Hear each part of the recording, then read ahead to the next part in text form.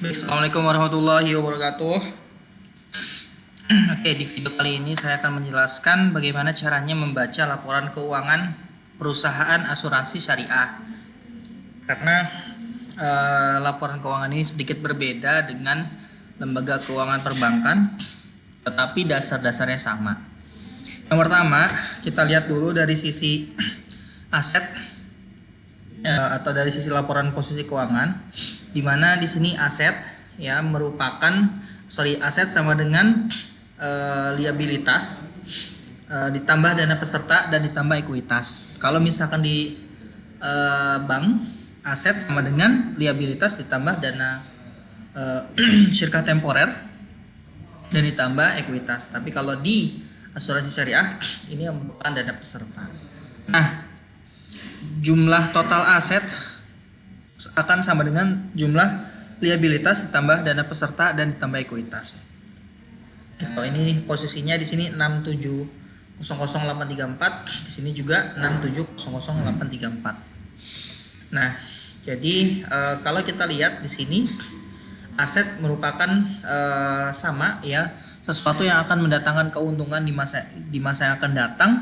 Di sini kita lihat dari 6.700.000 paling banyak asetnya diinvestasikan kepada surat berharga, yaitu sebesar 5.462.602.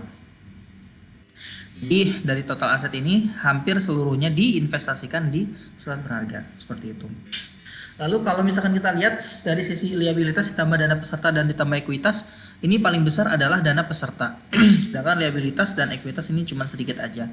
Dari total 6.700.000 ya, ada dana peserta sebesar hampir 4.700.000. Nah, 4.700.000 ini adalah paling banyak merupakan dana investasi ya, di mana kemarin kita sudah bahas dana peserta ya.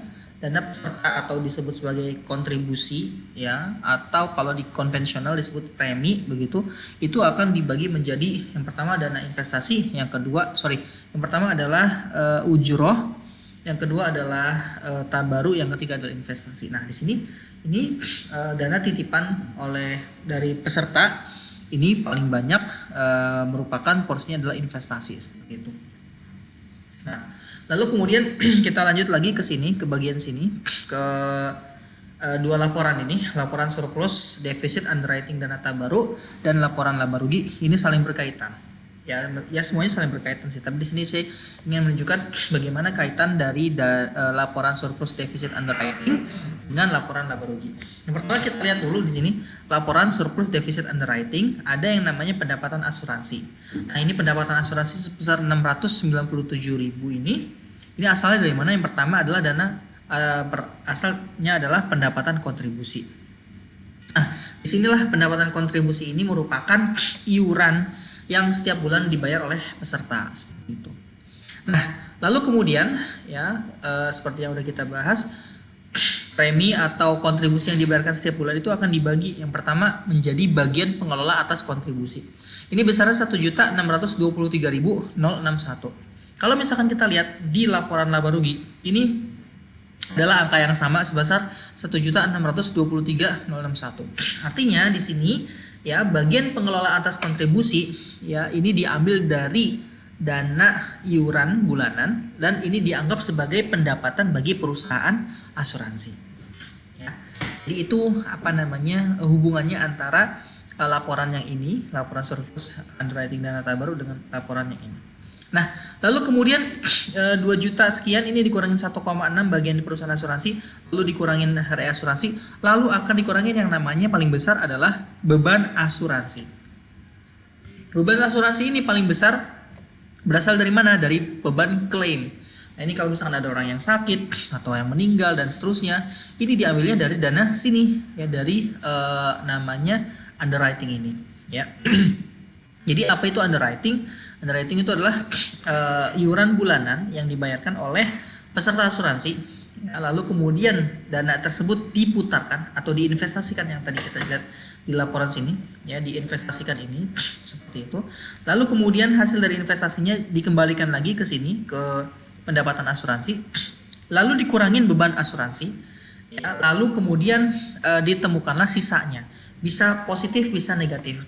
Kalau misalkan negatif berarti dana tersebut lebih besar keluarnya daripada masuknya, seperti itu. Nah, di sini contohnya adalah setelah dikurangi beban asuransi ini negatif 218, berarti ini kurang dananya, dana surplus underwriting, dana tabarunya kurang. Tapi karena tahun lalu di sini sudah ada saldo sebesar 555, maka untuk tahun ini ketutup masih sisa 403. Ini adalah saldo akhir dana tabaru 403.042. Kalau misalkan kita lihat 403.042 ini angkanya sama nih, dana tabaru ini sama dengan di sini. Nah, ini dia nih 403.042 seperti itu. Ya, jadi ada hubungannya lagi. Jadi posisi dana tabaru akan dicatat sebagai dana peserta di sini 403.042 seperti itu.